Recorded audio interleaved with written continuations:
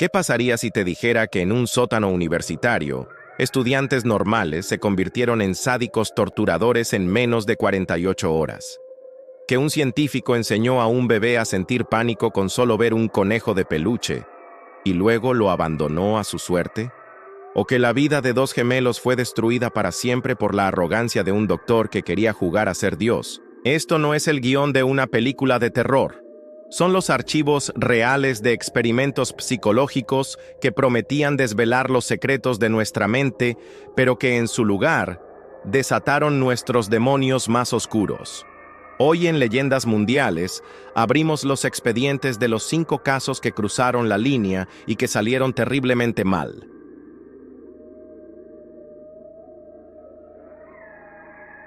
Bienvenidos a Leyendas Mundiales, el canal donde exploramos las historias reales que la ciencia, la historia y la sociedad preferirían olvidar. Historias donde los hechos superan por mucho a la ficción. La psicología es la ciencia del alma, el estudio de por qué pensamos, sentimos y actuamos como lo hacemos. Pero en su búsqueda de respuestas, algunos pioneros se aventuraron en territorios peligrosos, sin brújula ética y con una ambición desmedida. Los experimentos que veremos hoy no solo fracasaron en sus objetivos, dejaron cicatrices imborrables en sus participantes y obligaron al mundo a preguntarse, ¿cuál es el precio del conocimiento? No los presentaremos en orden cronológico, sino por el impacto y las preguntas que nos dejan. Prepárense, porque vamos a descender a la madriguera del conejo.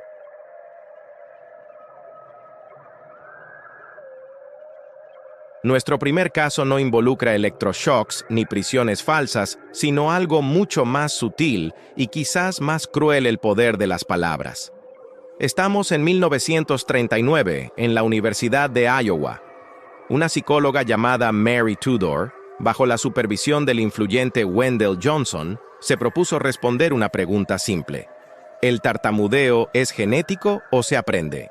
Para descubrirlo, diseñaron un experimento con las víctimas perfectas, 22 niños huérfanos. Dividieron a los niños en 2 grupos. Al primero, el grupo de terapia positiva, que incluía a niños tartamudos, se le elogiaba constantemente su fluidez. Se les decía que hablaban bien y que no debían preocuparse. Pero el verdadero horror estaba reservado para el segundo grupo.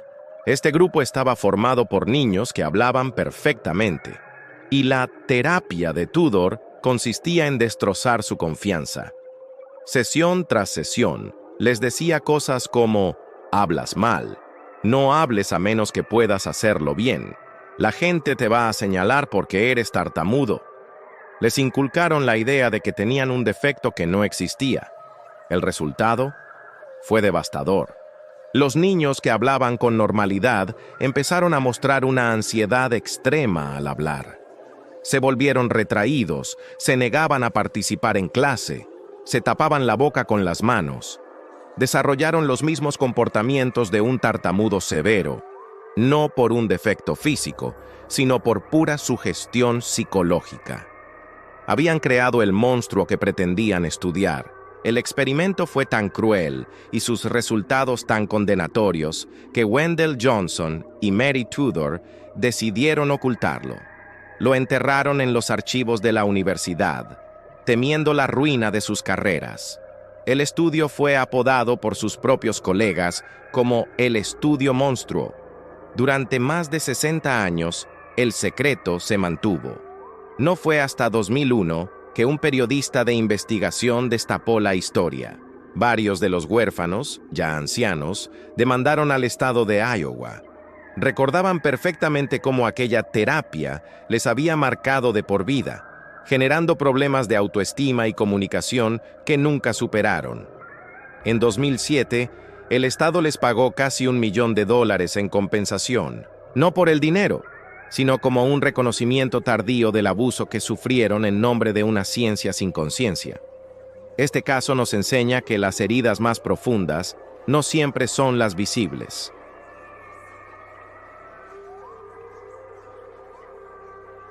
Ahora viajamos a 1920, a la mente de John B. Watson, el padre del conductismo. Watson creía que el ser humano es una pizarra en blanco y que todo desde nuestros talentos hasta nuestros miedos es aprendido. Para demostrarlo, diseñó uno de los experimentos más infames y éticamente reprobables de la historia. Su sujeto fue un bebé de 9 meses, al que llamó Albert B., conocido hoy como el pequeño Albert. Albert era un niño sano y tranquilo. Watson le presentó varios objetos: una rata blanca, un conejo, un perro, una máscara. Albert no mostró ningún miedo. Jugaba con ellos con curiosidad. Entonces, comenzó el condicionamiento. Cada vez que le presentaban la rata blanca a Albert, uno de los asistentes de Watson golpeaba una barra de acero con un martillo justo detrás de la cabeza del bebé. El sonido era ensordecedor, aterrador. Albert, como cualquier niño, saltaba y rompía a llorar desconsoladamente. Repitieron el proceso una y otra vez: rata, martillazo, llanto; rata, martillazo, llanto. Pronto, el martillazo ya no fue necesario.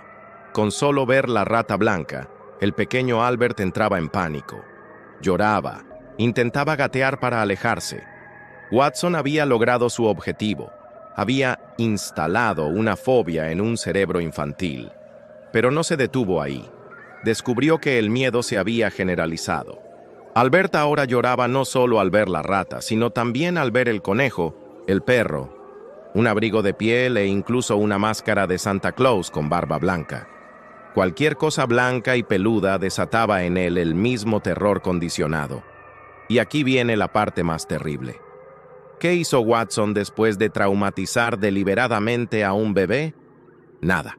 El experimento terminó, la madre de Albert, que trabajaba en el hospital y probablemente no entendía bien lo que hacían, se lo llevó, y Watson nunca intentó revertir el condicionamiento. Nunca intentó curar al niño del miedo que le había creado. Durante décadas, el destino del pequeño Albert fue un misterio. Investigaciones recientes sugieren que su verdadero nombre era Douglas Merritt, un niño que murió a los 6 años de hidrocefalia. No podemos saber si sus fobias le acompañaron en su corta vida, pero el experimento permanece como un símbolo escalofriante de la arrogancia científica y la total falta de empatía. Watson demostró su teoría, pero a un coste moral inaceptable.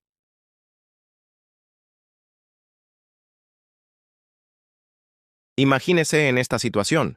Usted responde a un anuncio para participar en un estudio sobre la memoria en la prestigiosa Universidad de Yale. Le pagan $4 por una hora de su tiempo.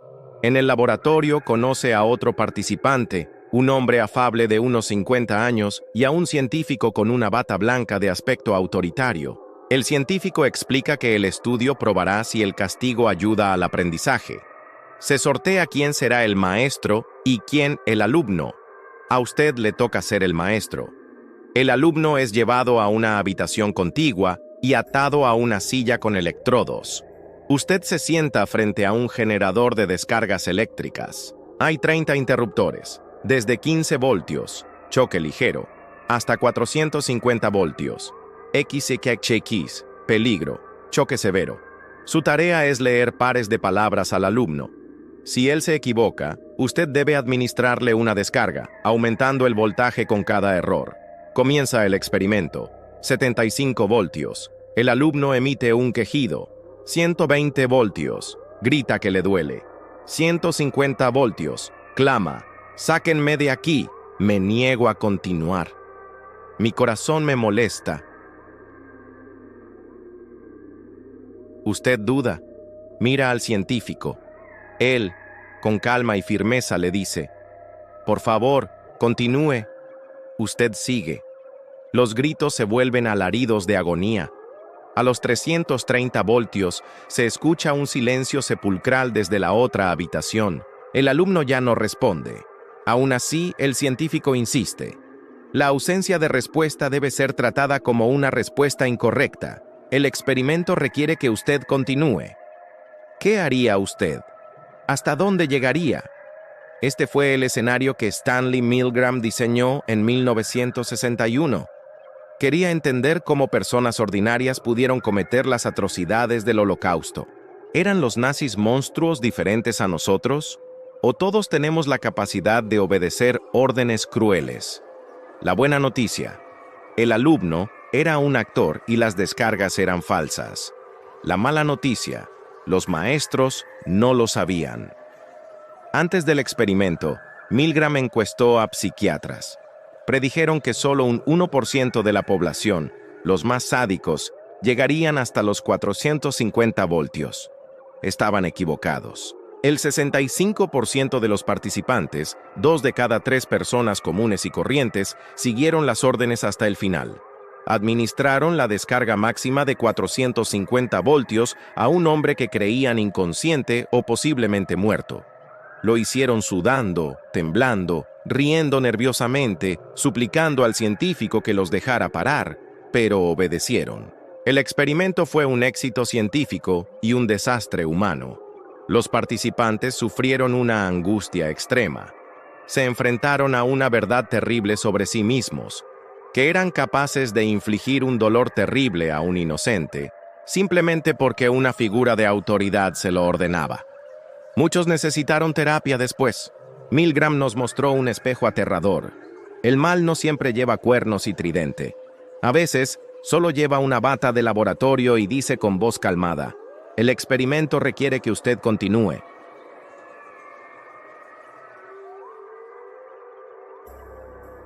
Nuestro siguiente archivo nos lleva a 1971, al sótano del Departamento de Psicología de la Universidad de Stanford.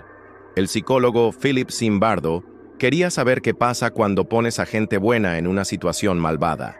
¿Triunfa la humanidad o es el entorno el que nos corrompe?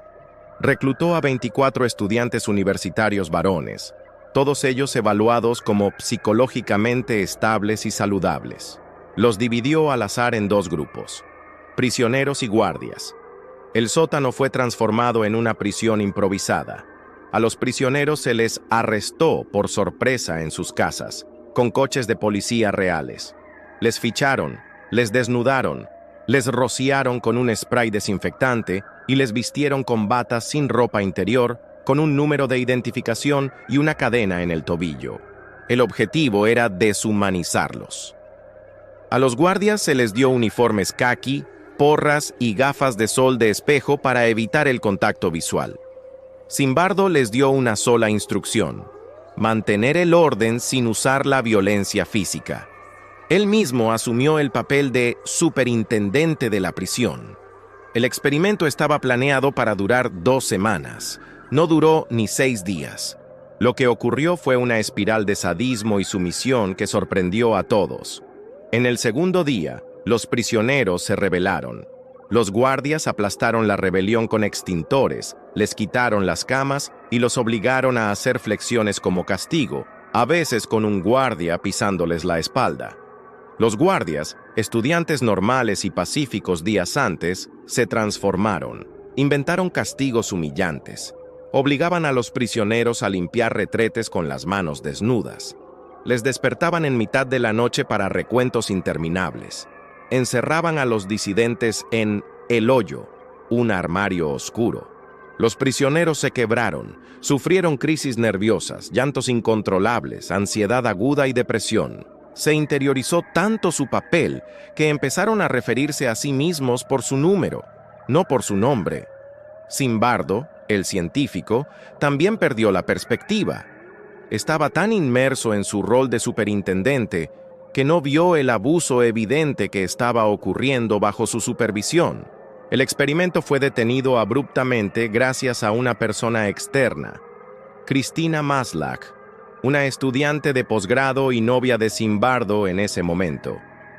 Cuando visitó la prisión y vio a los guardias llevando a los prisioneros con bolsas en la cabeza al baño, se horrorizó. Le dijo a Zimbardo: «Lo que les estás haciendo a estos chicos es terrible». Fue su objeción la que finalmente le hizo ver la realidad y cancelar el estudio.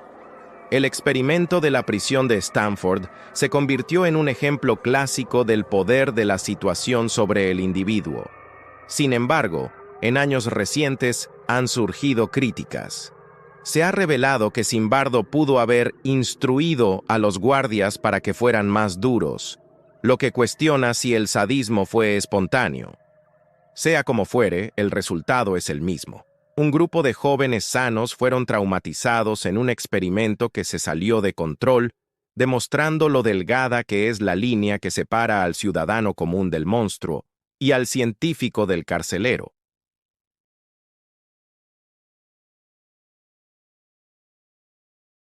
Llegamos a nuestro último, y quizás más trágico archivo. No es un experimento de laboratorio con docenas de sujetos, sino un experimento de uno, que duró toda una vida y destruyó a una familia. Esta es la historia de David Reimer. En 1965, en Canadá, nacieron los gemelos idénticos Bruce y Brian Reimer. A los 8 meses, Bruce sufrió un terrible accidente durante una circuncisión rutinaria. Una aguja eléctrica defectuosa le quemó y destruyó el pene por completo. Sus padres, Ronald y Janet, estaban desesperados. Vieron en televisión a un psicólogo de la Universidad Johns Hopkins, el Dr. John Money, que defendía una teoría revolucionaria. La identidad de género no es innata, sino que se aprende. Según Money, podías criar a un niño biológico como una niña, y se convertiría en una mujer perfectamente funcional, siempre que se hiciera antes de los 2 años. Los Reimer, desesperados, vieron en Money su única esperanza. Le llevaron a Bruce. Siguiendo el consejo del doctor, tomaron una decisión drástica. Bruce sería sometido a una cirugía de reasignación y criado como una niña. Le pusieron el nombre de Brenda. El doctor Money vio en Brenda el caso perfecto para probar su teoría. El experimento John Joan se convirtió en su proyecto estrella. Tenía un sujeto, Bruce Brenda, y un control perfecto, su gemelo idéntico, Brian. Durante años publicó artículos aclamados celebrando el éxito del caso, afirmando que Brenda era una niña feliz y bien adaptada. Pero la realidad en casa de los Reimer era un infierno. Brenda odiaba los vestidos, rompía las muñecas que le regalaban y prefería jugar con las herramientas de su padre. En la escuela, la acosaban por su comportamiento masculino. Se sentía diferente, un bicho raro. Sus padres la obligaban a ir a sesiones con el Dr. Money, donde él le mostraba imágenes explícitas e intentaba forzar su feminidad. A los 13 años, Brenda estaba tan deprimida que le dijo a sus padres que se suicidaría si la obligaban a ver al Dr. Money de nuevo. En ese momento su padre no pudo más y le contó la verdad. El alivio de Brenda fue inmenso. De repente todo tuvo sentido, diría más tarde. Inmediatamente decidió vivir como un hombre. Se cambió el nombre a David, se sometió a cirugías reconstructivas y a un tratamiento de testosterona. Parecía un nuevo comienzo. Se casó y se convirtió en padrastro de 3 niños, pero las cicatrices eran demasiado profundas. La mentira había destruido a la familia. Su hermano gemelo, Brian, que había sufrido al ver el tormento de su hermana, cayó en la esquizofrenia y se suicidó en 2002. La tragedia golpeó a David de una forma insoportable. Cayó en una profunda depresión, perdió su trabajo y se separó de su esposa. En 2004, a los 38 años, David Reimer aparcó su coche en un supermercado y se quitó la vida. El Dr. John Money nunca admitió su error. Su teoría fue desacreditada por el propio caso que debía probarla, demostrando que la identidad de género tiene profundas raíces biológicas. El experimento no solo fracasó, sino que costó la vida de 2 hermanos y dejó un legado de dolor imborrable. Es la prueba definitiva de cómo la arrogancia de un solo hombre, disfrazada de ciencia, puede destruir mundos enteros. El estudio Monstruo, el pequeño Albert, los shocks de Milgram, la prisión de Stanford y la tragedia de David Reimer. 5 historias que comenzaron como búsquedas de conocimiento y terminaron como cuentos de terror. Nos mostraron que la obediencia puede convertirnos en monstruos, que el poder corrompe, que las palabras pueden herir tanto como los golpes y que la identidad no es algo con lo que se deba experimentar.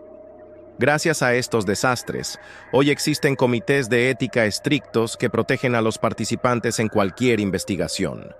La línea, ahora, está claramente dibujada en la arena. Pero la pregunta sigue en el aire. ¿Qué otros secretos oscuros se esconden en los archivos de la ciencia? ¿Cuántas historias como estas aún no han sido contadas? Si estas historias te han impactado y quieres seguir explorando los rincones más oscuros y fascinantes de la mente humana y la historia, suscríbete a Archivos Prohibidos y activa la campana de notificaciones. Nos ayuda enormemente que dejes un comentario. ¿Cuál de estos 5 experimentos te ha parecido el más aterrador? ¿Hay algún otro caso que te gustaría que investigáramos? Tu participación define el futuro de este canal. Gracias por acompañarnos en este viaje. Nos vemos en el próximo archivo.